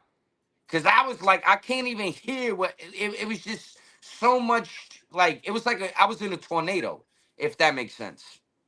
Nah, bro, it's just a lot, man. And again, man, I feel I'm crazy upset about the fact that over and over again, you got these individuals like these baboons of officers, that can get away with such a horrendous act on a person, half their size. That and regardless. Well, he was 6'3", but he was 145 pounds. When I say half their size, their size, I mean half. Like the these size dudes were brolic though. Half the size of 4 or 5 individuals. Oh yeah. I got you, Frankie. Got you. Totally correct. So you dig. In no comparison could he have put up a fight that would have even been in any kind of form or fashion equatable to the size of them and the power of those individuals. So and to especially with their Batman utility belts, they start pulling out tasers, pepper spray, batons. Man, I never forget, Frankie. I was riding a bike on a sidewalk one day. The cop told me to stop. I was like, yo, I'm out of here, son. But yo, the chain on the bike started, it's a janky. I'm like, God damn. Yo, the chain, the bike started slowing down. Son came with the baton. Wow, hit me in my leg, man. Yo, I flew off the bike, Frankie. Yo, son. He jumped on top of me. I ain't gonna lie to you, man. That baton, yo, that tate keto, man, that shit hurts, son. I'm gonna tell you. They have all kind of little tricks to, mess you up. I'm gonna tell you another thing that I believe cost Mr. Nichols his life before, we sign up out of here. These officers, man, when I say they're so poorly trained psychologically, is that they can't take defeat in its smallest form. And when I mean defeat, it's the fact of a person even running from them. They feel that if a person runs from them, and if they get away, worse if they get away and they wind up knowing who you are and they catch you later on, you still gonna get beat. But if you run from them and they catch you on the spot, they beat you. And I think that's what happened here. Oh, yo, Frankie, I done that before too. Cause unfortunately in the streets it's kind of known when you be doing little small time stuff or this. Once you running, if you let them catch you, just because them motherfuckers don't like moving around like that. Exactly. You know what I'm saying? Like, yo, son, I never forget when I was in Harlem Hospital for that little situation I told you about. They had the little curtain. Yo, the Irish cops, because I was cuffed to the joint, the bed and all that. Yo, son dude had a big man, put it in my neck and was just, and I'd be like, yo, I see your nurse.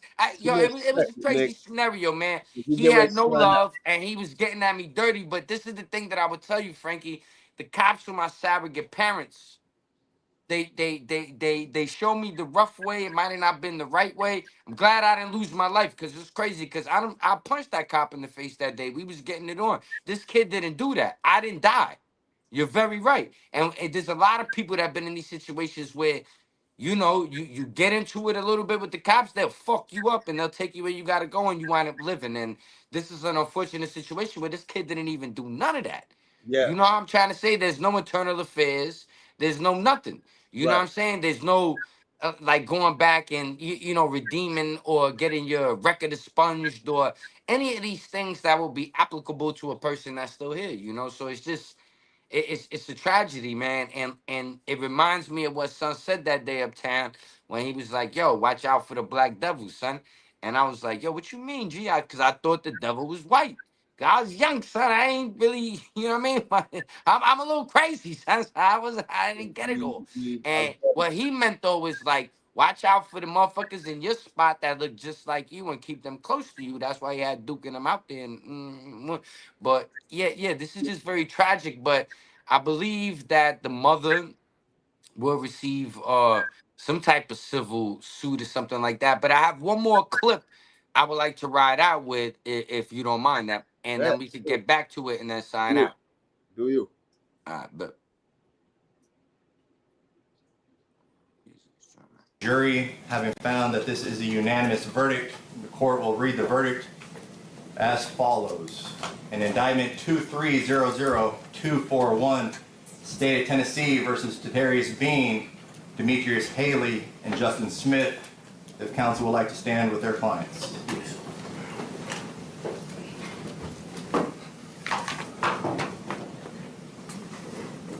The verdicts read as follows. Count 1, second-degree murder. We, the jury, find the defendant, Tadarius Bean, not guilty. Count 1. We, the jury, find the defendant, Demetrius Haley, not guilty.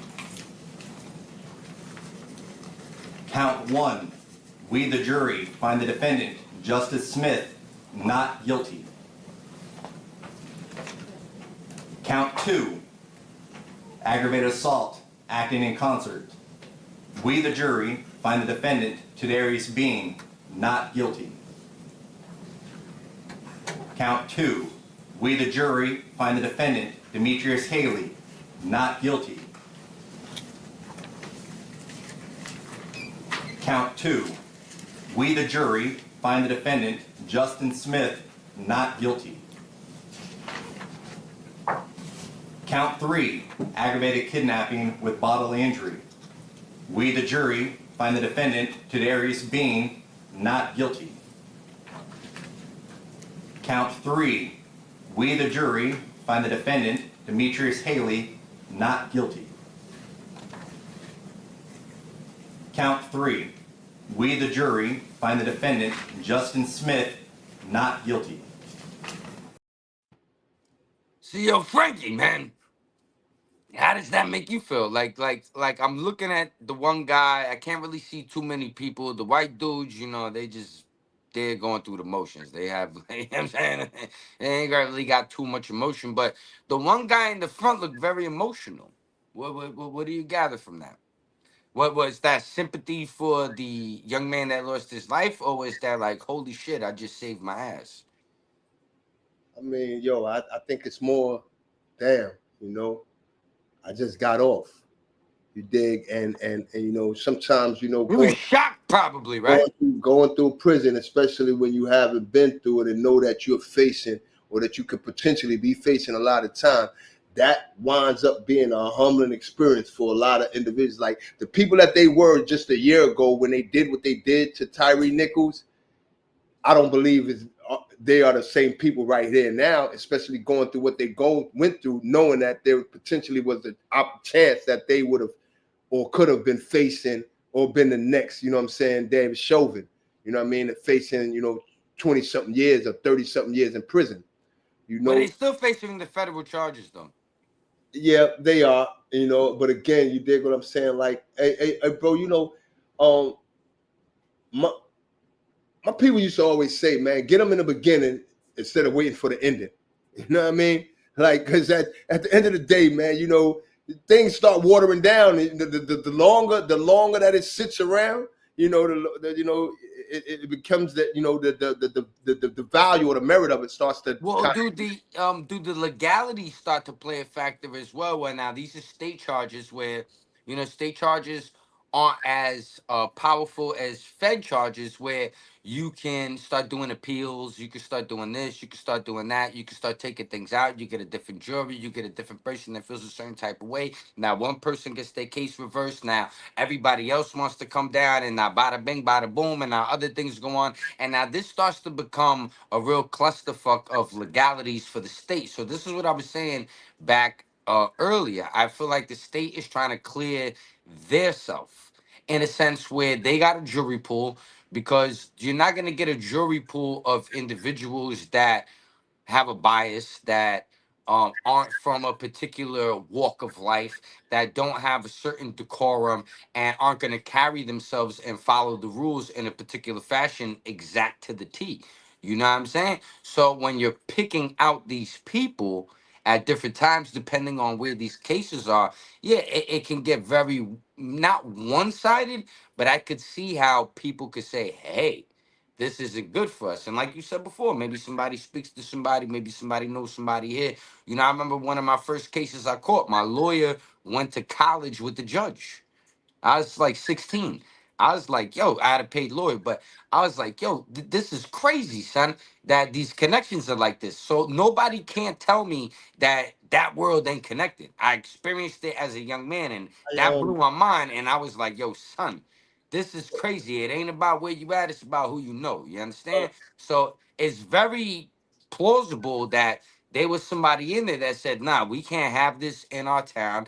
This has to pass on. We want this, the feds to take this. And you know, once you go to the feds, you're not gonna be locked up in the local. You're gonna they ship you out to, you know what I mean? You might be in 3-4 places. You've been through it. Woo, woo, woo.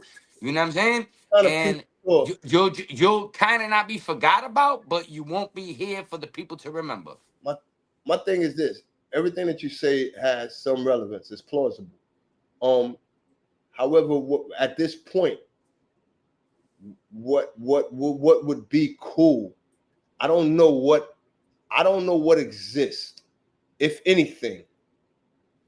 I would believe that it's something that exists for the feds to take it, or could this just be some kind of method to just keep the, an uprising from happening in the city of Tennessee? Well, imagine if they're locked in Tennessee and they want to picket and protest every fucking day outside that jail, or if he's locked up in West Bumblefuck somewhere, Yeah, but and down there in New Orleans or some shit, or in Louisville or whatever. We got to be realists. They walked out of state. They walked out of that court. They walked out of state court. So to walk out of there now, you're basically free until that indictment or that indictment. Well, they're charged already, Frankie. Yeah, so like you said, they're waiting for that indictment to come down. Federal already? Yeah, they are. I was telling you earlier in the show, one of the bros snitched. Well, he not. I can't say he snitched, but he's cooperating. He already took a plea deal. He copped out to the state charges and the fed charges, and he's trying to get a 15-piece. I think he might be the youngest or the second youngest. So he's looking at it like, yo, I might get out of here like 40-something years old, and I could keep my life going. These dudes, but he ain't the. That's what I was talking about with the leader and this and that. Like when you have a bad leader, like not for them, we did the show on the Big U and the this and that. Sometimes there's just these heads of power that just are not operating properly, and they get everyone wrapped up in problems. For it to go federal, you dig? Because it's not. They didn't consider it from the beginning a hate crime. So I'm trying to understand what elements could exist, or this cooperator. What is he giving up? Is it something that these other individuals or they were doing together while they were the Scorpion unit? Whether it was taking drugs and selling them back to the streets, or something has to be. There has to be something done that opened the door for the feds to even pick it up. Because I'm asking. Are the feds charging him with murder?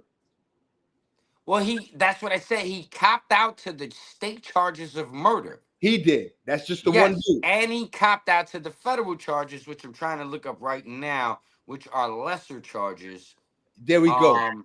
So I believe it's something of depriving somebody of their civil rights or something like that. All right, it's like more along of like a civil rights kind of thing. So now my thing, if I'm not mistaken, so that might be like a 5 to 8 piece or something like that, maybe a 10 piece. So maybe. So with that being said, but they're gonna. I think. What's that shit that you said they do when they run them? A state and a fed can't run together, but right, they run it consecutive. That's what you said. That's kind of how, you know what I mean, your shit. So that's what Son is kind of trying to hook up for himself. So he copped out to everything, But it's interesting that he already copped out to all that, but they found these dudes innocent to a charge he pled guilty to. That he Like, pled how does guilty this to. work? That's what I'm asking. So my thing is, if he's cooperating, to what degree? And it has to be something, I would want to believe that it's something that's external from. Okay, so the 5 federal prosecutors charged the 5 officers involved with depriving Nichols of his civil rights by both beating him and failing to administer first aid, obstructing the investigation, and conspiracy to commit witness tampering. So that's exactly what they're being charged with on a federal level, and the state charges where That's nothing. they were arrested on second-degree murder, Yeah. aggravated assault, aggravated kidnapping, official misconduct, and official oppression. And all that was beat. So all they facing in the feds is at the very most 5 to 7 years, if that. That's what I was saying, like a 5 to 7, 5 to 8 piece, maybe a 10, but that's like the maximum. Or they might not even be facing that, because you got to realize they don't have a record no longer. They just got acquitted, so they don't even have a felony on their record. So the potential, so the possibility of them getting probation. But there's a possibility for the Them getting probation, and because they're public servants or they were police officers, it's more than likely not probation. My bad. Probation. That's more than likely what they get. So again, this is all to me. It's like it's a sham. You dig? And maybe they did that in order to charge them federally, because now they beat it in Fed. So it kind of quiet. It keeps the people of Tennessee, kind of quiet, so to speak. Okay, it's not over yet. They beat it in the table, but the Feds is going to pick it up. The Feds got it, or whatever case it be. So if it was going to be any civil unrest, maybe that kind of quells it a little bit longer, and it just dissipates. It never. Yo, listen, man.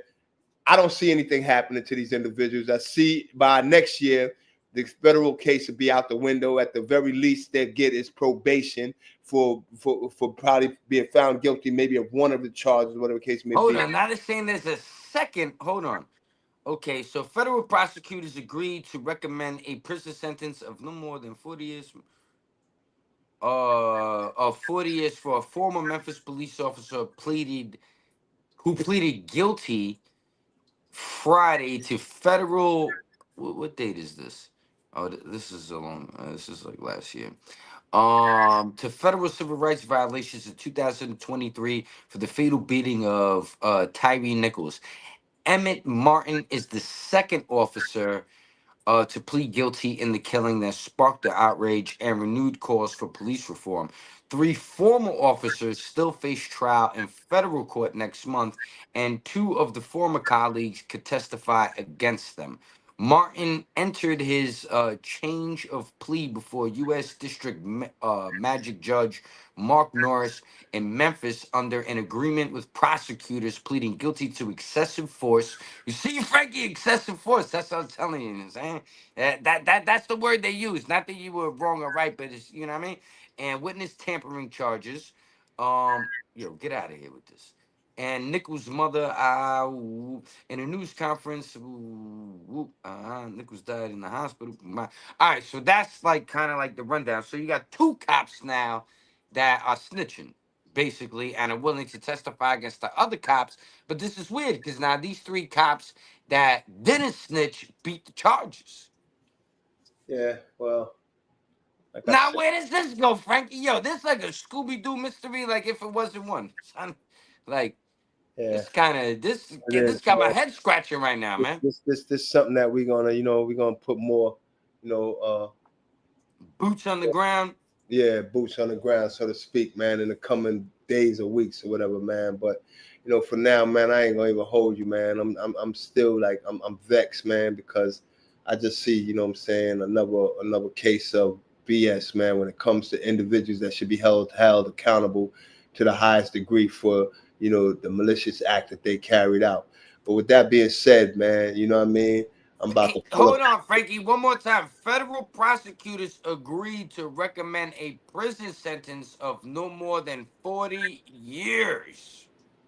Yeah. So, like I said, do you think that they're letting?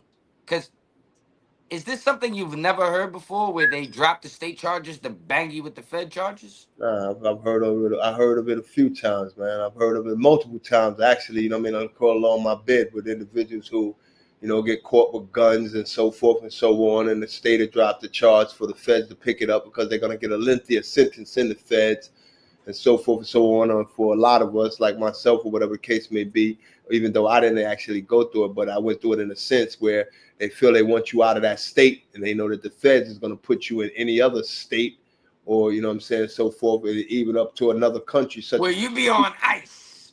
Yeah, you know what I mean? You ain't got that power in that community no more. You out of here. Well, not to say that you won't have the power, just to say that, you know what I'm saying, you'll be further from. Well, I mean the power of people talking about you because you're here. Yeah, well, yeah. So, at the end of the day, man, that's the thing where they be wanting to just, you know what I'm saying, put people in a different, you know what I'm saying, whole nother environment, a whole nother state or whatever, man. So, but I don't see that happening to them. I don't see that happening to them. Like I said, they beat the state, whereas that's what they would have been carried for, unless, like I was saying, there was something that they was doing that would have been a federal, something that the feds would have been like, yeah, we can get them on drug trafficking or, stealing drugs from dope dealers and well, selling. You're right. They didn't drop the charges. They beat the charges. They beat them. Very different. It's different. So you can't be double charged. You can't get, there's no double jeopardy. Right. So now whatever they face in federal is going to be less than what they've already beaten. So at the very, whatever they get is going to be a So smack. hold on, Frankie, on a G level, them two dudes that snitched, and you see what these dudes got. Like, does it go back to the forefront of what you always tell people? Keep your mouth shut. I'm saying, man, listen, man, look. Whether you're a cop or not. Those that know, man. That's all I'm gonna say, man. The era of individuals keeping their mouth shut is long gone. But yet, there are still individuals there are still honorable men and women that exist in this world that live by those tenets. So to them, I salute, man. Especially, those that know what you're into, know what you're doing, and utilize those tenets to the fullest of being able to hold yourself accountable for whatever it is that you get caught doing, as opposed to trying to pull somebody else that ain't got caught doing it with you and so forth, just so you can get out of what you was caught doing. For those of us, man, that, walk the walk, talk the talk, and walk the walk, man, I salute you, man. You know what I mean? Like I said, it ain't to glorify, whatever the case may be. It's just to say that, know your limits, man. Know what you're doing. Know what can come out of it. And and stand 10 toes down on what it is that you do and are responsible for. Don't get caught running up the block and your man beat them by being under the car and you behind the building and you pull them out, and then when you come out, you talking about, yo, son, come from up under the car, dog. They got us. Nah, they ain't know he was there. You dig what I'm saying? These Dr. John Craw. You know what I mean? So Dump yeah. it. With that being said, man, to everybody that tapped in, man, hit that like button on your way out, man. Thanks for coming through, man. You dig, have a blessed night. You dig, until the next one. To my peoples that I left behind in those walls, man, I salute you, man. Stay in that little library, man. You know what I mean? And do what you got to do, man. Send your prayers up so the old head send his blessings down, man. And hopefully one day soon, man, you'll be on this side with me, man, enjoying life the way that I'm now enjoying life by his graces, man. You know what I mean? Nick, man, it's on you, bro. Sign us on out after you give your salutes, King.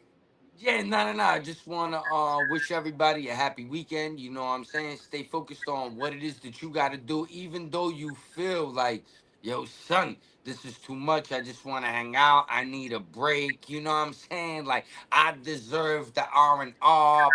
Yo, F all that, son. Push yourself to the brink of your limit. Every day you should be exhausted when you get in your goddamn bed. And you should be so damn tired when you wake up in the morning that you don't want to wake up.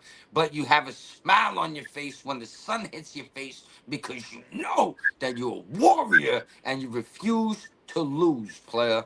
You're going to do your best until you can't do it no more. You understand? And that's my message for everybody, man. And there's no excuses for anything, you know what I'm saying? So at the end of the day, sometimes you got to put yourself in other people's shoes to understand the road that you walk in. But make sure your laces are tied, you know what I'm saying? And you ain't tripping. But other than that, yo, Frankie, I'm feeling good. I'm sliding off into this weekend, and I just, you know, wish everybody the best, son. And I'm going to leave it on that note. You heard me? Salute, K. All right, we out of here, G. One. Recently I